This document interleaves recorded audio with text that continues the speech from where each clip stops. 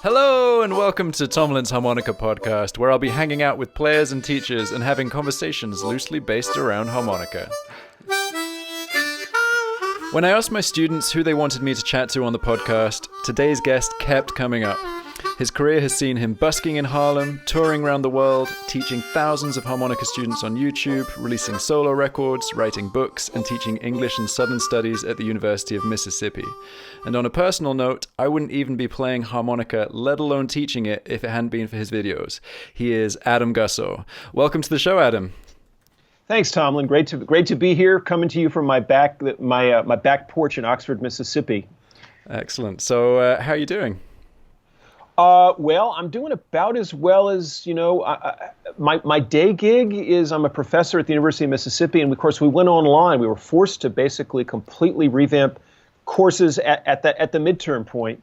And I thought about this, I'm in a department of maybe 30 English professors. I probably had more accumulated video time than all of them put together from the YouTube thing, and yet still to translate, a lecture that I might have given in person, where I'm playing video clips in person, to something online is completely different. So we're getting kind of near the end of the academic year, and so from my perspective, as a time thing, the way somebody who's about ready to hit the road as a musician, when the summer touring season comes, I'm sort of about ready for the academic year to be over, and we're just kind of hanging on. There's that hang on thing, so we're almost there. One more week of classes, It must have really thrown students who are at a kind of important point in their university career, like kind of finals and things. How's that working? Well, I think it's terribly hard it's hard for everybody in a sense. And so, I didn't know the difference between synchronous and asynchronous. We're like, do I have a class at the same time that I used to have it, but now everybody has to sign in on Zoom and take it? Do we do that, or do we do asynchronous, where people sign on and watch, or just watch a video that you've done? I think so. That whole element's hard, but I think it's the people who are seniors, who are about to graduate, who wanted that moment with the parents and grandparents on graduation day, and with their friends, and they're hanging out. The whole undergraduate, like polishing off the end of your 4 years of college, or 5 years, whatever it's been, and they don't get that. And I feel same thing with college. With college kids everywhere in America, and I don't know how the term works in the UK, but that's sort of really hard for them, I think. So they've got the blues in some sense, even if they don't know it. I can imagine. But in a way, it's kind of to put a positive spin on some of this stuff. I feel a lot of industries like education are probably going to benefit massively from kind of espousing these new technologies and moving more and more online and having access to extra technology. How do you feel about that? Well, it's interesting. I have a couple of teaching assistants, TAs, in an American literature survey that I'm doing, and one of them was talking to me about how some of this they're doing quizzes every week, and there's sort of a board, a forum that they post a response to for the reading. And she said, there were students who weren't just doing what they were required to do on the response thing, but they were kind of continuing to dialogue with each other. And she said she'd never seen that. And I thought, wow, and I'd never used a discussion board in my classes. So there may well be. I think we always have to anticipate this. And actually, I'll make a segue. That old thing where the Chinese character for crisis also equals opportunity, the idea that in every moment of disarray, there's potentially something that really great that could come out of it. I'm going to give you a great example. In the early winter, like January, February of 2007, I'm a distance runner, and I was in really good shape. And I went and ran a 10K out in Alabama and came back with a wrenched hamstring, and I couldn't run for 3 months, and I was going crazy. So I began to investigate YouTube, and that was when I uploaded February 22nd, 2007. Uploaded my first YouTube video, which was actually it's not available. It's called My Blue Car, or Mississippi Blue Car. I've put it on unlisted so that nobody can find it, because it was just an experiment to sort of brag on my custom painted car. Number 000 was that video that I put up where I say I'm going to give away all that I know, and a whole business ended up coming out of that, a whole internet business. It was a moment when I thought, God, it's the end of the world. I'm a runner and I can't run. My hamstring will never be well. It eventually got well. with some medical interventions. And by the time I was able to run again, I had a business that transformed and a sort of web presence that has played out over the last 13 years. So I would encourage everybody who's listening to this, whether they're a blues harmonica player or not, to be thinking with a really open mind and say, is there something here that hugely positive, that could potentially come out of this, whether it's going into the woodshed and practicing like crazy, and so that when this all lifts a year from now or 6 months or whatever it's going to be, you're a different player. I mean, I think that's one of the most constructive things people can do. But that's sort of where my thinking has been on this. Yeah, I'm definitely of the mindset of kind of spotting opportunities from crisis, and I've been woodshedding like mad, which has been great. And I've got a kind of a similar origin story about injury leading to kind of career shifts. But I was a guitarist, and I was starting to kind of get my first kind of proper paid work and things, and then I got quite serious tendonitis in both my wrists, and had to take 18 months off from playing. And musicians can't not make noise, it's we have to have that outlet, and so that's why I started playing harmonica.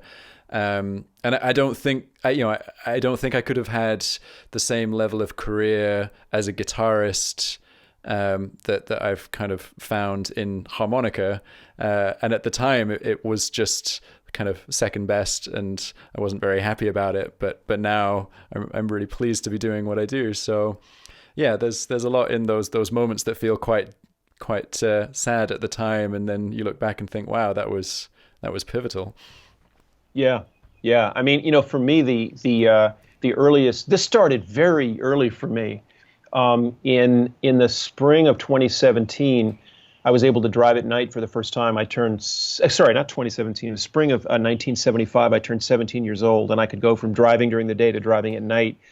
And I ended up taking what was then my first girlfriend to a show at a local community college, the Rockland Community College, it's up downstate New York. And it was it was James Cotton opening for the Geils Band. And I had been listening to 100% Cotton. So Cotton had recorded this album, the year before, and he was out touring this album with Creeper Creeps Again and all these incredible things. And then the Geils Band and Magic Dick in 1975 when they were big.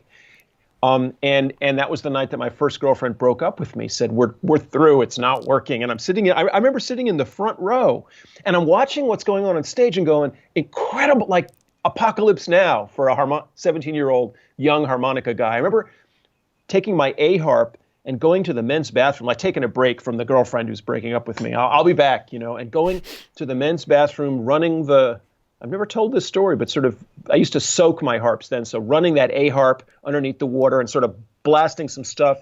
And there was all the guys kind of, the way they would at a concert, kind of, some guys are at the urinal, some guys are washing their hands. And I'm just like this poor teenage kid with a broken heart, wailing on harp. Worst moment, best moment.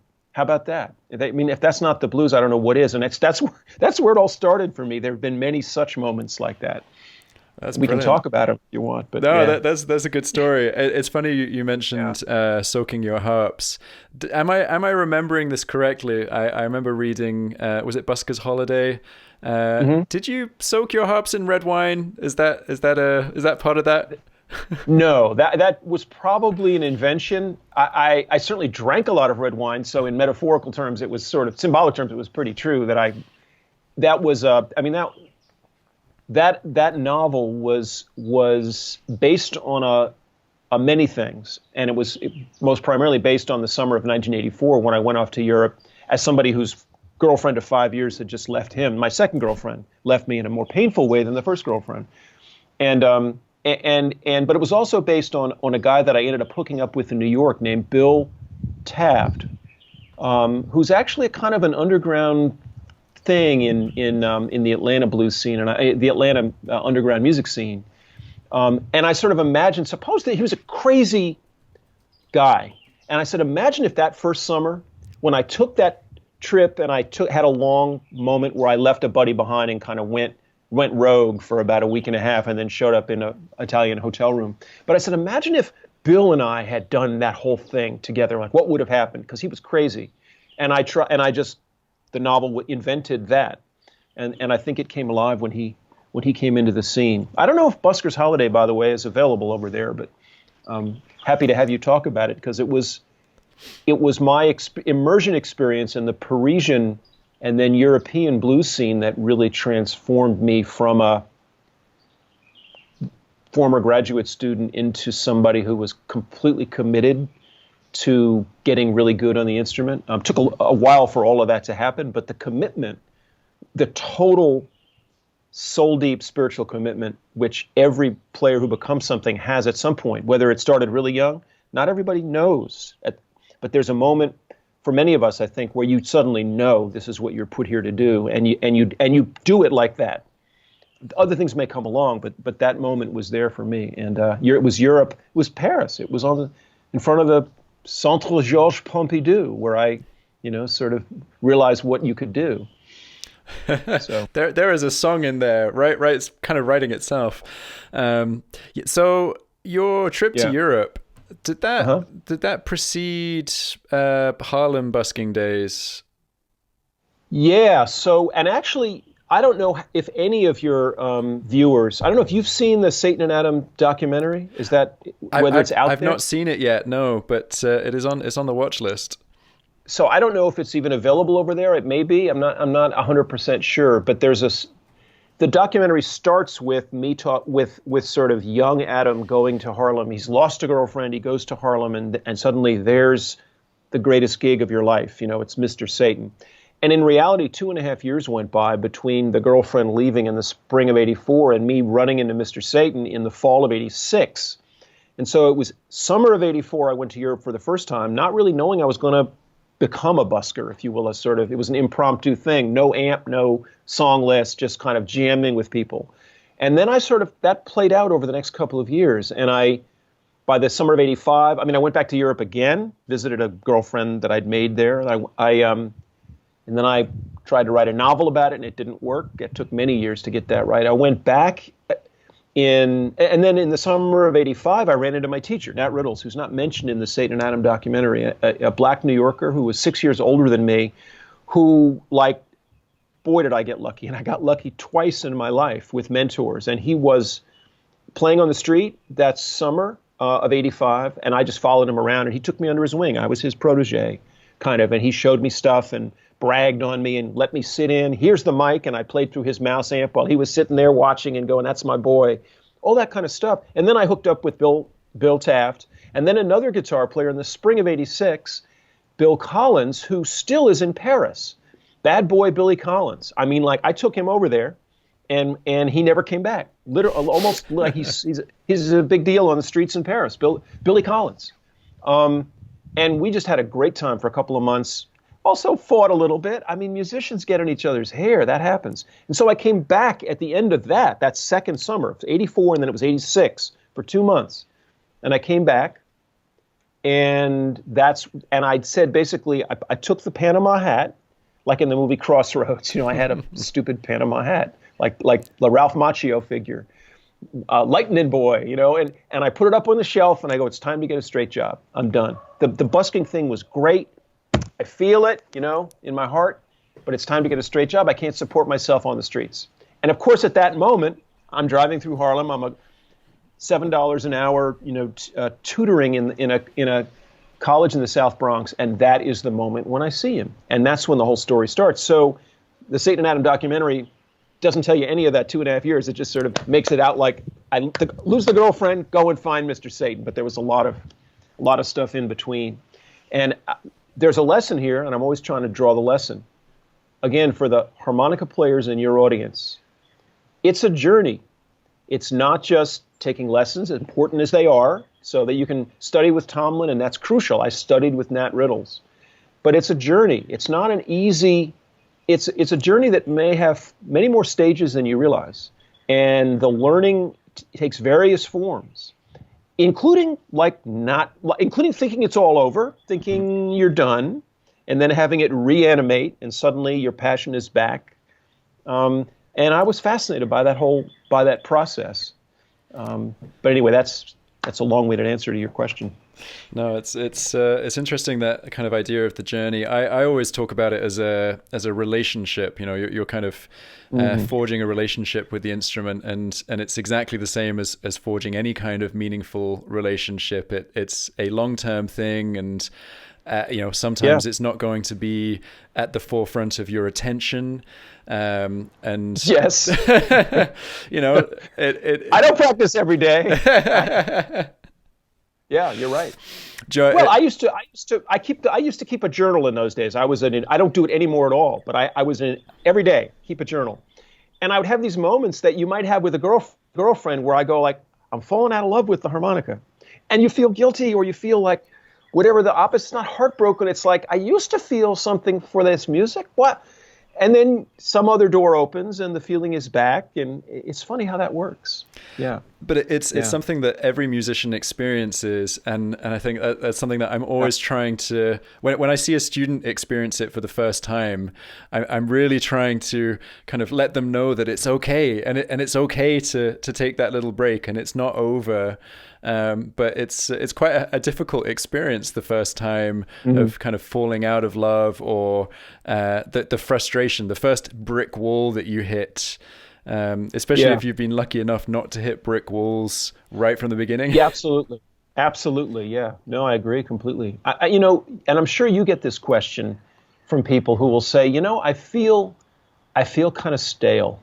Mm-hmm. I feel like I'm running out of ideas. When I go to a jam session, I can do that first chorus on a 12-bar shuffle in G, and then I get to that halfway through the second chorus, and suddenly I feel like I'm doing the same licks, or just a more general kind of malaise, a sort of I'm getting stale. And you know what my answer to that is? There's a couple of different answers, and there's three answers actually. Number one, Mr. Satan used to say, "I will not be a slave to my guitar," So he meant basically, I'm not going to feel obligated to practice all the time. When I want to play, I will play. That's one answer. The second answer is learn a new song. I think harmonica players, sometimes the occupational hazard is we just kind of jam or we improvise. Learn a melody. And for me, some of the most exciting times on the harmonica were the moments when I was trying to take something it was not harmonica music, actually. That was the interesting thing. I'm looking around for my A-flat harp if I can find it. But it was the moment, So the moment when I for whatever reason, a particular song, like Superstition, in my case it was Superstition, was one of the first that I remember. And also Sanford & Son, the Sanford & Son theme called The Street Beater. But Superstition, I still remember sort of, and this is like 2010. This is that period when I was just about, or 2009 actually, I had just become a one-man band, and I heard the and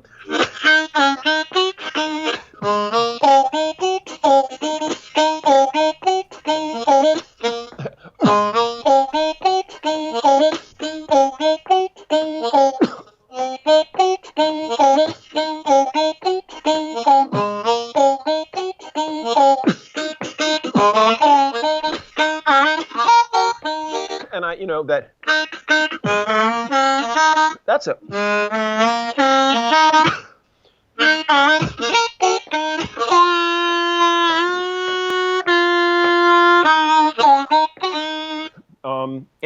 and I realized, you don't have to do exactly what Stevie Wonder is doing on the clavichord. If you can get the feeling of it, the flavor of it, translate it to harmonica. So I would encourage, if somebody's running out of something, say, well, what's a song? Maybe it's not blues for you. That's the other thing, is maybe you're tired of the old blues, and maybe you should try to do Uptown Funk. Mm-hmm.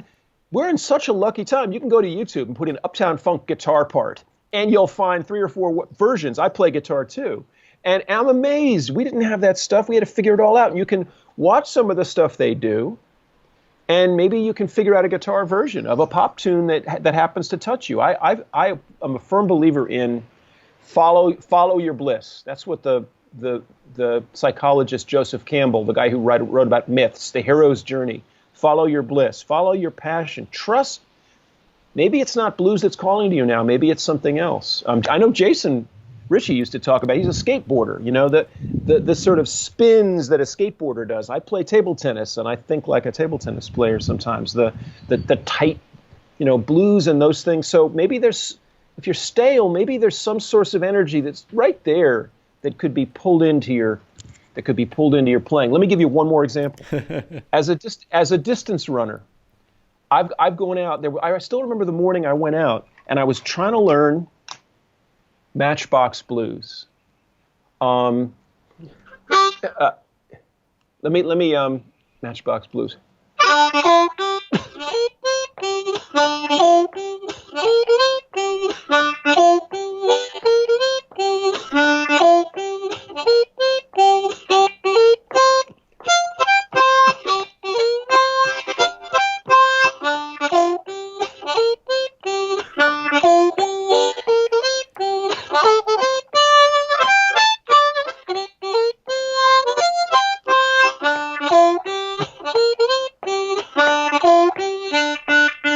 Well, I dreamed that I got lucky, and I went and did like a 10-mile run, and it was the cadence, boom, and I kind of worked out the harp part in my mind once I got that groove, because I was trying to solve, like, what do you do on the 4 chord?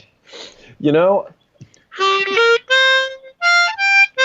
And I was trying to, like, is that right, or should I do, and you can just, maybe it's a question of going out and walking if you're stale and finding something that just moves through you like a beat and working it out. So I think there's so many ways. It's a long-winded answer again to how to get over staleness. But I think there's so many ways of bringing energies in from other places. Yeah, definitely. And the thing that I noticed with practice is that you very rarely see the result of the work on the day that you're doing it. You kind of, it's days later, it's weeks later, it's months later. And if you don't know that, you think, shit, I'm not getting better. But if you're used to that routine of making an improvement and then having a long period of working to get the next improvement and not seeing anything happen, it's quite a kind of up and down journey. Certainly for me, it has been. Well, I know that from being a runner, is that you're always training. If there's a race, that's months off, I know what each workout's going to do and how recovery is important. But I also know it's going to take a while for the results to show up. I always tell people, just try to learn one new thing a day, just one cool thing, solve one little problem, and they'll add up. And eventually the big things will happen. They'll come along, and they used to call that latent learning. I don't know if that's a term that's still current. Latent learning, like your unconscious is working on stuff even when you're asleep, so that if there's something you tried to do and couldn't quite do, the hardwire, it's almost like, if you have a new Mac or something, it's like it takes a long time to migrate. Yeah. Might take 3 or 4 hours for stuff to migrate. But eventually all that stuff will happen, and it'll have migrated into place, and you'll be able to do something that you didn't have the ability to do. I think about it as, if I'm on tour, which I don't do a lot, the third gig. The first gig is kind of a shakedown. The second gig, you're still working. But by the third gig, sometimes I'll start to do stuff on songs like Crossroads Blues or that are really chops heavy, where I really need to have a lot and I'll feel like there's stuff at my fingertips. It's like, oh, look what I've got that I didn't expect to have. Now, I think people who are playing all the time, that's just, they play from that. But for me, the 3 hours that you're playing night 1, the 3 hours that you're playing night 2, that's just like an intense practice session. And you're also trying, it's like you're doing your second serve on day 1, right? The serve that's pretty good, and that sometimes gets you points, but it's not like the really new creative hard thing. And it's only when you really have all that in there, then you can relax into like, and do the thing that surprises you. Yeah. And I love that can happen too. Definitely. But it doesn't always show up when you want it to. But often it's that third gig. It's often not. You can strain on the first gig, but that stuff's not going to quite happen usually. That's my feeling. No, I think that's really true. But I'm interested because you said that you got to follow your bliss and maybe kind of see where kind of your imagination takes you. But I'm wondering if there's been a period in your life where you've been kind of hyper focused and very methodical with your practice and learning, or has it always been a bit more whimsical? Well, no, it's interesting. And of course, for me, I mean, there have been times where when I remanufactured myself into a one-man band, which if you go back, you can sort of see the videos I put up where I'm doing Crossroads, and there's like there's just the amp is on camera. It's not even me. It's just an amp, and I'm playing Crossroads blues.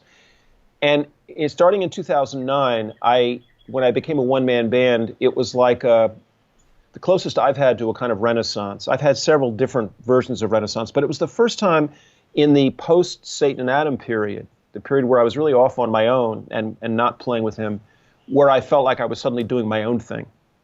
Not like something that I would be remembered for, as opposed to being remembered for playing with him and being kind of a strong second side man, where suddenly I'm the show. And it was during that period that I actually made a conscious decision. I've talked about this in several different venues.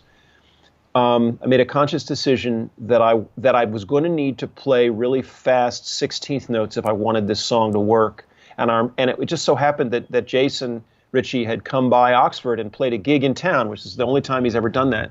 And I had gone and I literally videotaped him. And then I had a metronome, and it was like, he's at 135. Dun dun dun dun dun dun dun dun dun dun dun dun. I posted it. I've changed the title of the video, but you can go and find it. It's in 2009, I believe, and it's Jason Ritchie. It's one of the few bits of video that I have of him live. It's incredible stuff back then. And he was in his prime, and he's still in his prime, but he had figured something out about how to really create creative, fast stuff at a very high tempo. And so I said, I'm going to learn how to do this. Not equal him, but now that he's raised the roof, I'm going to take my metronome, and I set it, I kind of tried to do whatever I could do on 16th notes. And I started with something he'd showed me.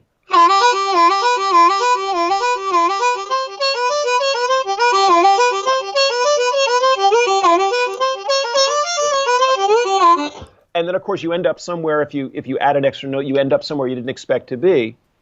So I began to simply exercise with it at that tempo, and then slowly crank the tempo up.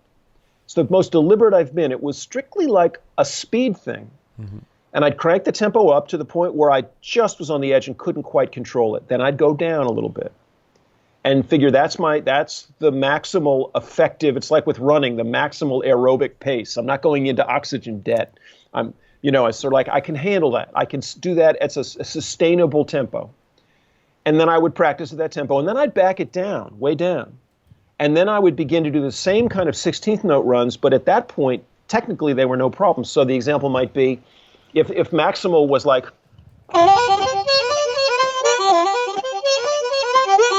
I would go,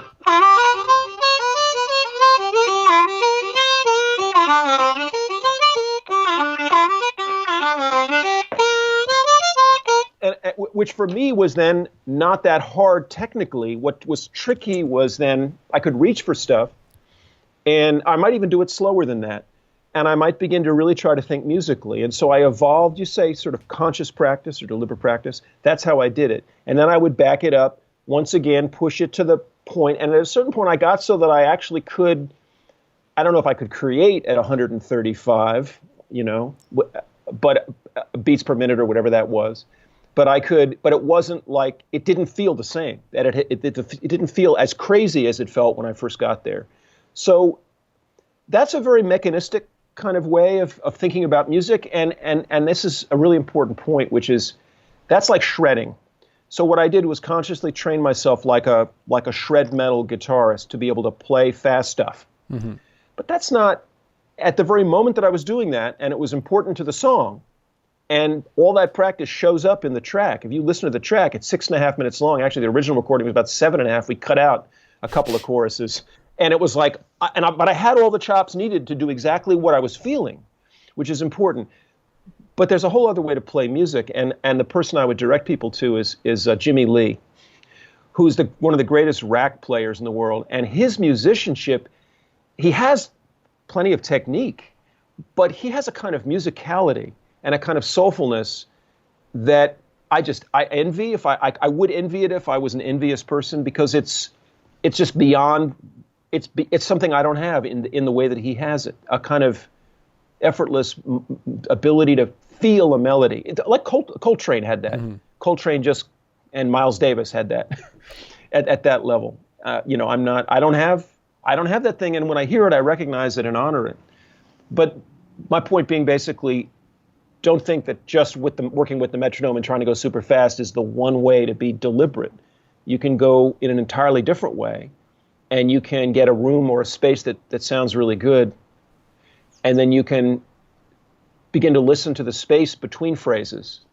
That's a totally different way of thinking, which is I'm not going to try to cram as many notes into a time sequence as I can, but I'm going to play, and then I'm going to start to edit.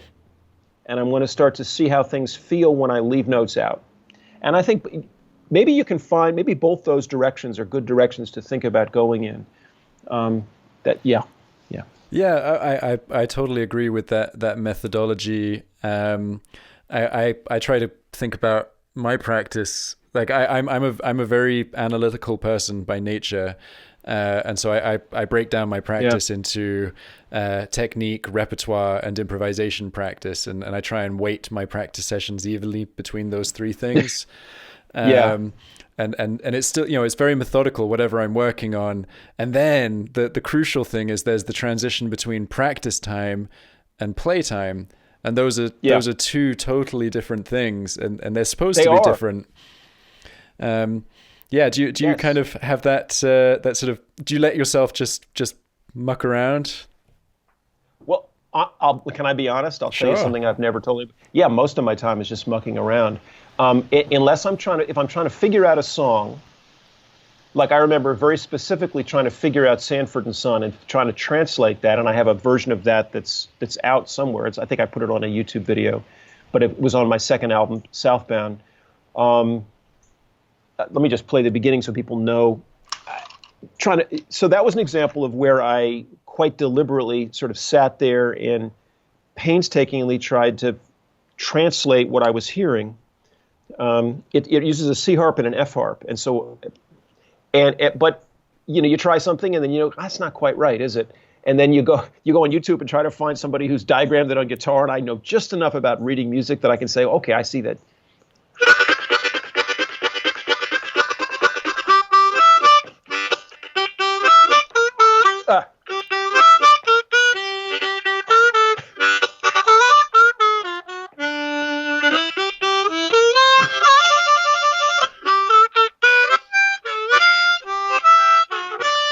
Now I just want to stop on that.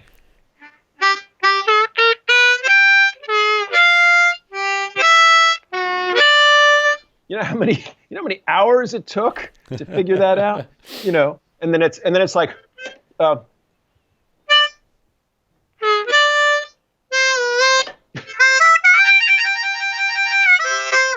and I just, the point is, so, but those moments are not, like most of the time, I just pick up a harp.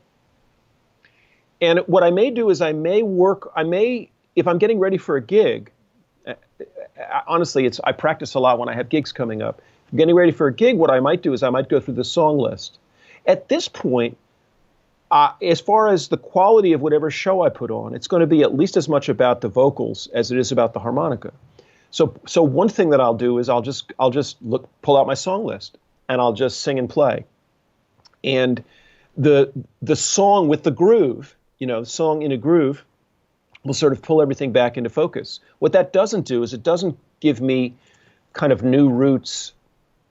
It allows certain songs that have never really been a part of my repertoire, like Summertime, to languish insufficiently woodshedded. I wonder, I assume you know what I mean. There are songs we all have that if we were at a jam session and somebody called it out, it would be entirely appropriate to think that this famous harp guy knows how to play Summertime, and I can limp my way through it. But I have a category of songs like that where I say, God, someday I really need to woodshed on that, and I don't at this point. I wish I did. I wish I did a little more, but I've got other things that suck my attention away. No, that's fair. One thing I do want to ask about getting ready for gigs. Do you find that you have to kind of get into sort of match fitness to play those fast 16th note runs, or is that always still there? Well, it's interesting. Yeah, what always amazes me is, I can go a week without touching a harp. I just want people to understand that at this point in my life, sometimes I do that.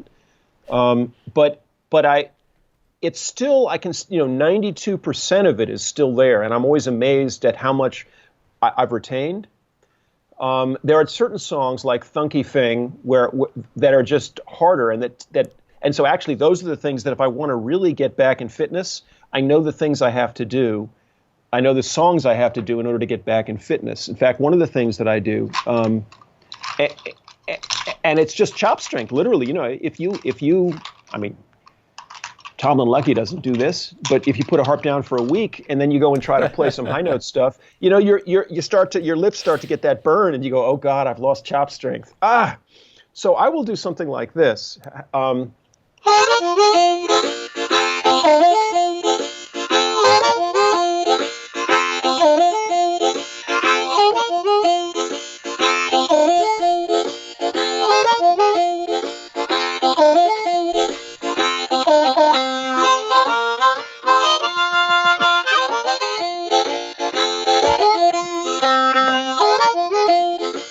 And I'll just do, so that little exercise, it has the in and out chord thing, the groove, sort of holding down the groove, the bent 3 with a little 4 in it, so you're sort of doing some bends, some single note things, so it sort of has a lot of everything, and then the big tongue blocking thing when I go up.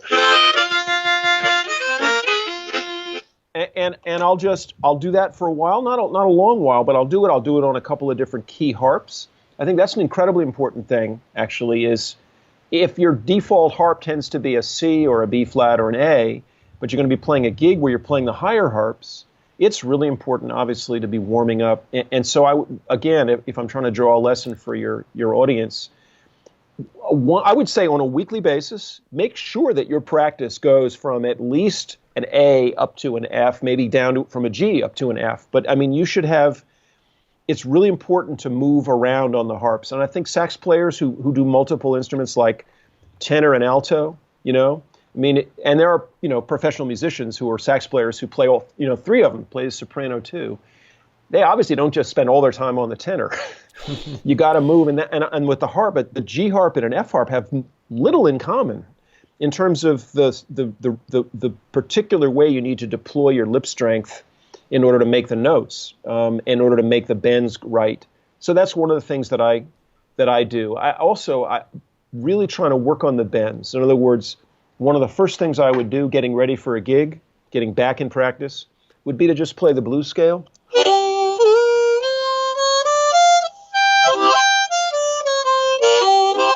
And of course that note sticking a little, I've noticed that recently.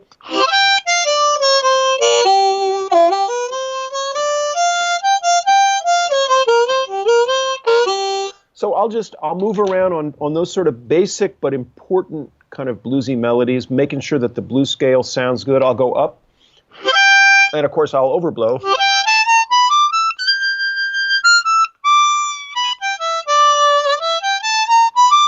Or I'll go.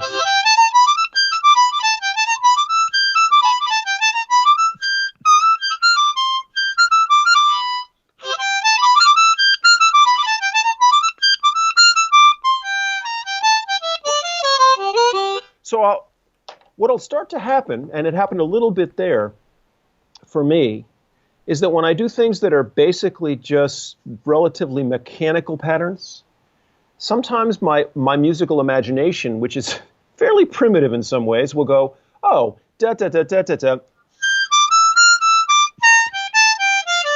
da da da da da da. So it's taken a little motif, a rhythmic motif like da da da da da da. And then it'll start to do permutations of it. In other words, I think one important element of improvisation is those sort of little internal conversations, this sort of something that again gets varied this way, this sort of versionings. I've heard the term versionings. You kind of version something, and you never know whether it's going to be what part the rhythmic element of the melody. In that case, I quickly analyzed it for your audience. Da da da da da da. 1, 2, 3, 4, 5, 6. So I'll try to go with that And that's how my practice often ends up with me just sort of lost in the sauce, kind of doing a melody like that. And then every once in a while, I'll stumble into something that after all these years, I've never played before, something brand new.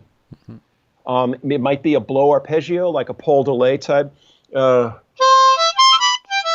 Years ago,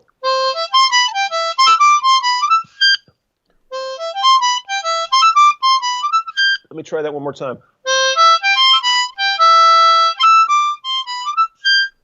So it involved a couple of jumping up, which is a bebop technique that Sugar Blue actually uses, sort of jumping up on an offbeat to a higher note. Da, da, da, da, da, da, da, right? And I'll stumble across something like that, and I'll go, wow. And then I'll try to do it again and maybe record it if I have a little voice recorder. That's such an important thing, I think, is a voice recorder. I have a little Olympus or Olympia, whatever it's called, Olympus, I think. So anyway, sorry, long-winded answer. Don't be sorry. I have to correct you very briefly, because you said that Tomlin Lecky doesn't ever not practice, and unfortunately that's not true. and I know that I always tell my students to guarantee me at least 5 days a week of practice, but there are periods. Yes. But that goes back to what we were saying earlier about it being a relationship. There are times when it's not the most important thing at that moment, and that's totally fine. Right now I'm having such a blast because I'm not going out and meeting people for coffee and stuff, which I'm missing like crazy, but instead I am just living in first position but playing kind of 3 octaves first position blues. Wow. Which has just been something I've not bothered getting comfortable with, and it annoys me so much. Me either. Yeah. One of those. I'm the same way. It's underwood shedded stuff for me. Yeah. It's fun. The weird thing, just I need to tell you, because I've told my wife too many times, and she doesn't really get how exciting this is for me. But I popped a tongue blocked overblow the other day, and then I popped it again. It's not pretty, but it's there. So that's the next thing to refine. Oh gosh. Yes. So my governing myth has always been, the reason I don't tongue block full time is because when you overblow, no full time tongue blocker really is an overblower, and that still may be true, but there may be cracks in that mythology. So I wonder if I can do that. So if I have a C harp, I did it.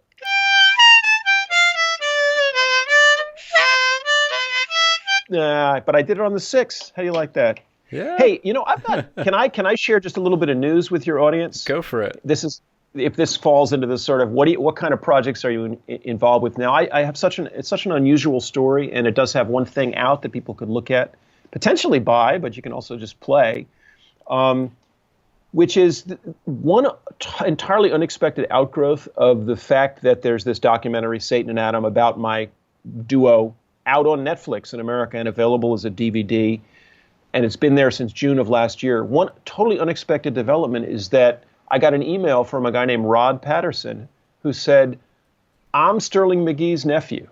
And I said, "Really?"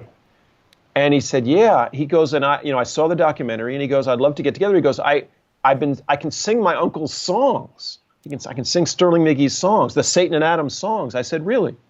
And we ended up having a conversation, and it turned out that he had lived, that Sterling, Mr. Satan, had lived with Rod and Rod's mother, who was Sterling's sister, right?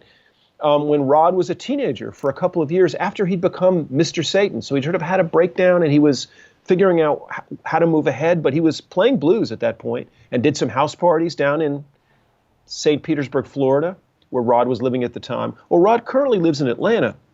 So long story short, we decided we were going to get together, my Blues Doctors duo and Rod, and that we were going to basically do some Satan and Adam songs and just record maybe a demo. He came to Mississippi and drove 6 hours and came, and we recorded basically eight songs in 2 days, most of an album, and sort of sat back.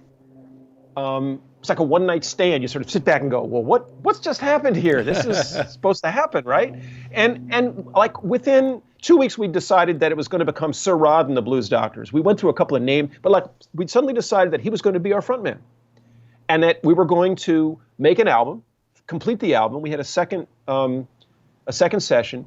We did some Satan and Adam tunes that I had not performed since I last played them with Sterling. We'd done songs like I Want You and Seventh Avenue and Sanctified Blues and a couple of others. We did a James Brown tune. Rod he's kind of a slightly hip-hop styled motivational speaker in Atlanta with all these skills. Like, he's an incredible designer. He's designed all the artwork for the album, and it looks incredible. The album itself won't come out. We're holding it in the can right now because, of course, it's a really weird time to release music. But we have a single out. And the single was one that I had done with Alan as just a 4-chord progression. It was like A, C, D, F. A 4-chord kind of blues rock progression that we had jammed on 3 years ago and put a video on YouTube. And the day before Rod came back for the second session, I said, brother, this is crazy, but there's this song we did 3 years ago, Alan and I, and it has 278 likes and 0 dislikes, or 1 dislike. I said, I have nothing else like that. It tells me there's some power, and it felt good when we did it. So I sent it to him. The next day he arrives with lyrics. He has written a song, and the song is available on YouTube. You can just go to, it's called Come Together. It's not the Beatles tune, it's our own tune, but that's the title. So you just put in Sir Rod Blues Come Together, and you'll find 3 different versions, 3 different, like one is just yellow and it's just the single, and then there's a couple of video versions that we have. Cool. Kind of cheapo video versions. But we're really excited. There's just when I talk about what it's like to have a front man who can really sing, and unbelievable dancer. This man is 54, and he can still do full 180 splits. Wow. He can go down like James Brown. He's been doing shows in nursing homes, schools and nursing homes. That's not a growth industry right now in the middle of a pandemic. All the business is gone, But he's been doing these shows, and it's such a strange story, because he can really sing blues. But that was not his primary thing. He was a church guy, and then he was doing karaoke where he would lip sync James Brown, Marvin Gaye, Michael Jackson, and Sam Cooke. And about 4 years ago, people said they heard him singing something, and they said, well, you should really be singing. Don't just lip sync and dance. You really sing. So he's been doing that for 4 years. Does not sound like it would quite work. And then he's been woodshedding with Satan and Adam music. And so the melodies, when he got into the studio with us, and I'm doing these songs, it just felt like, oh my God, this is so uncanny. Because the vocal melodies, it wasn't just imitating his uncle. He was reanimating the songs with a lot of the vocal elements of his uncle, but it was his own sound. And so at some point, people can look for Sir Rod and the Blues Doctors, but that's how we are building ourselves. And I'd love people. We're on Spotify with that one song, Come Together. So look for us, please. Podcast people, please help Adam Gussow out. and just put us in playlists if you like the song. It's an unusual song. And cool. It's really about bringing people together. Well, I didn't tell you this at the beginning, but anything that you've mentioned is getting put in the show notes, so people will be able to just go to those and click the link straight through. Cool. So yeah, I will put that in there as well. And it's exciting that you're working on a new musical project. Is it nice having someone else singing again? Does that feel quite freeing? It really is, yeah. Well, it's funny because in the Blues Doctors, Alan and I split vocal duties, and it's just me playing harmonica and foot drums and him playing guitar, and then we go back and forth with the songs. At such time as the pandemic actually is through, and a 62-year-old and a 68-year-old, which is the Blues Doctors, can go out safely on the road, we want to go out with Sir Rod and the Blues Doctors. At that point, what's the show going to be? Well, I think we'll open up like the way the James Brown band might do, where the band or B.B. King's band, the band does a couple, 2 or 3, 4, and then you bring the star on, and then I won't be singing. So, but you know what? I am completely fine because it's so fun with Rod. It's such a natural position for me to be in, that sort of strong number 2. And I'm sitting at the drums, and Alan's not particularly demonstrative. So to have a guy who is really dynamic, and we've got a couple of YouTube clips that you can find that we did one show live. Our first live show is the International Blues Challenge, like a special, like a set in the middle of something. Like, why would anybody go to Beale Street in the middle of the IBCs to do their first live show? Well, it was a couple of rough spots, but, you know, it was okay. But yeah, it's fine. I really like supporting him. What I'm reminded of, though, is with Satan and Adam, just how much harp I was playing behind Sterling. Give you one example. One of the songs that we cover is 7th Avenue. And so this is the harp part that I'm doing for the entire song.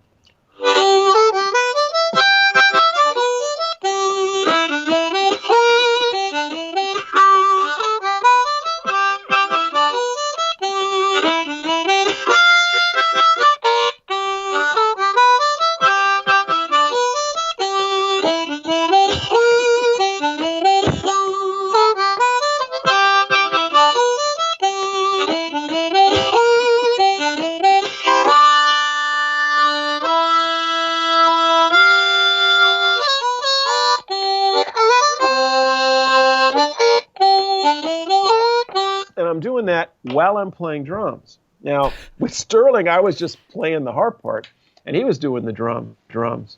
Now that I'm doing that, and, you know, I'm a distance runner, but there's a limit. I don't want to go into the red zone, and I'd say I'm getting closer to the red zone on that song than I thought I would. But so, am I having fun? Yeah, and I can't wait to go and show people. I mean, I can't wait to actually see what we're like live. We've only done one live show. And Rod was so dynamic a dancer that one of the F-ups was that Alan was like watching. Alan lost the groove because he was watching what Rod was doing. So that tells you something about the kind of front man we've got, is that he messes up the guitar player. That's very cool. Yeah. Oh, I'm really excited to hear the new project. That kind of brings me to a question that I've kind of been asking everybody that I've been chatting to. Yeah. Is being on lockdown, is it an opportunity to work on things that you maybe wouldn't have had time to, or kind of pushed to the side for a while? Is there something that you're kind of getting into at the moment? Well, you know what's really funny? Of course, you know, I'm a university professor, and so part of what this lockdown has coincided with was me having to figure out how to teach online, and so I'm making these video lectures for my students about various things in the two courses that I'm teaching.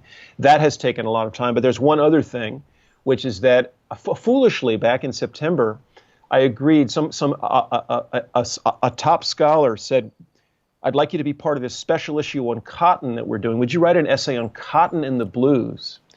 And I thought, sure, you know, September, deadline next May 1st. What's today?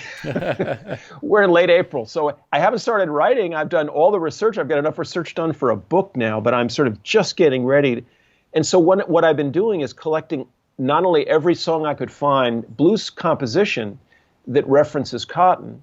There's not a lot of them, but there's enough. I certainly got a couple of dozen probably. But then all of these interviews and going through memoirs and back issues of Living Blues magazine, trying to understand, what I'm trying to do is take that cliche, well, blues comes from the cotton fields, and say, is that true? To the extent that it is true, how is it true? Is it all bad news? Are there good things that happen to, and when blues musicians talk about their relationship with cotton fields and with music, what's the true story? And I'm just trying to sketch that out. And it's a really interesting, I'm finding some surprising things. And one thing that comes through is that it's not all bad. Of course, everybody wanted to get out of the cotton fields. There's no question that for most of them, well, not everyone, because Robert Bilbo Walker ended up moving out to Bakersfield, California, and he brags in one issue of Living Blues. He says, "I've got everything the stuff that I used to work on for the man, I now own it all myself." He goes, "I love farming." So owning yourself as opposed to being a sharecropper for somebody else becomes a really interesting thing. But other people talk about how much cotton they picked and you know, beating other people at picking cotton. And they talk about the music in the fields, but also Howlin' Wolf. Some people talk about being beaten by their parents and made to be in the cotton fields. One of the most interesting things is that two of the most creative Mississippi blues musicians, Charlie Patton, Howlin' Wolf and Robert Johnson, actually. Howlin' Wolf was beaten by his stepfather. They were both beaten by their stepfathers. And they both of them said, I'm going to get the heck out of here because I want to play this music and I don't want to be stuck in those fields. So blues may come from the cotton fields, but it may also be something that's produced by people wanting to run away from the cotton fields and going off and making blues as an alternative, what I call the blues alternative to compelled labor. So what am I doing in this time of, I'm trying to write an essay, and harmonica is sort of there too. It's also, for me, it's a time to do YouTube videos that are focused on how we can woodshed effectively. So I would urge your listeners, if they're not familiar with my sort of newer YouTube channel, I think it's called Gussow's Classic Blues Harmonica Videos, the monetized channel.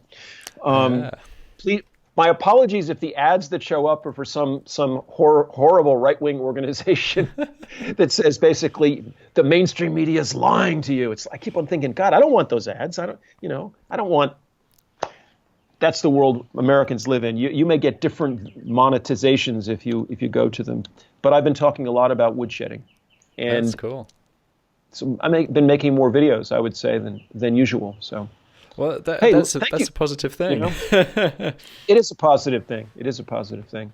So, well, thanks for having me on this thing. We don't have a live audience, so they can't ask me questions. But I hope I've answered that question. It's cotton and blues for me all the way right now. That's cool. I mean, it sounds like you might have enough for a book. And maybe that might be the next project rather than just an essay. I hate to say it. I think you might be right. I was going to try to do a next book on something else, but this is actually more interesting than I expected. And now I've just got to write, for me, only 15 pages. It's like we need 10 to 15 pages. I have much more than what I can do in that. So I don't know how I'm going to do it, but yeah, it's a book. That's cool. Well, I think this is probably quite a good time to wrap things up. But before we do, I'm going to post everything that you've mentioned. Is there anything else that you want people to be checking out? Actually, there's one thing that I haven't talked about yet in any venue, but I'll let you guys know because you're over in England, and the Americans won't know. No, is that I have a book coming out in the fall. I have a brand new book, and in fact, I don't think they have the cover image locked in yet, although they will soon. But it's on Amazon, and you can check it out and pre-order if you want. It's called Who's Blues? My original title was different, but they wanted to sex it up a little. Who's Blues? Facing Up to Race and the Future of the Music. And so I have a book coming out that is sort of an outgrowth of a series of videos I did back in 2012-13 called Blues Talk, and I have a page on my website. And it's sort of an outgrowth of that. And what I'm trying to do is take seriously, especially is probably more true in America than in the UK, the way in which there's some racial tensions that have emerged in the contemporary blues scene in the last 7 or 8 years. They come and go. We're in a time of Americans kind of trying to go back through who we are as Americans. We're going back in the aftermath of the Black Lives Matter period, in the aftermath of what was called the 1619 Project for the New York Times, where we're sort of retelling the history of slavery, the Museum of Slavery and African American History. There's a sort of, so I talk about sort of two different ideologies. Number one is blues is black music, exclamation point, which to me misses the way in which blues is world music now.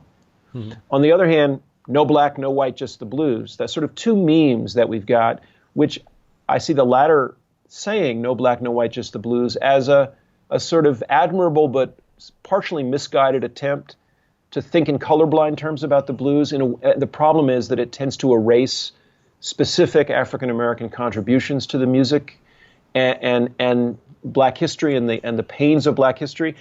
The book is about all that stuff. I think it's going to get a lot of attention. It's oriented not towards an academic audience, but towards a popular audience. And I've got 35 photos of contemporary blues artists, black and white and Asian. So I hope people will think about that. And, we should touch base maybe in the fall, in October, when it comes out. Oh, that'd be Who's great. Blues? That'd be great. And yeah, it'd be great to get you back on and do a round two and chat about some more stuff. Maybe chat a little bit more about kind of early days of Adam Gussow, because I think that's quite an interesting time period. But I'd love to. Brilliant. Yeah. Well, thank you very much, and thanks, Tom. Enjoy the rest of your day. Take Take it easy. All right. Bye. Take care. Thank you so much for listening to this episode of Tomlin's Harmonica Podcast. Don't forget to subscribe and leave a rating and review on your podcast player of choice. Join me next Monday for the next episode. Happy harping!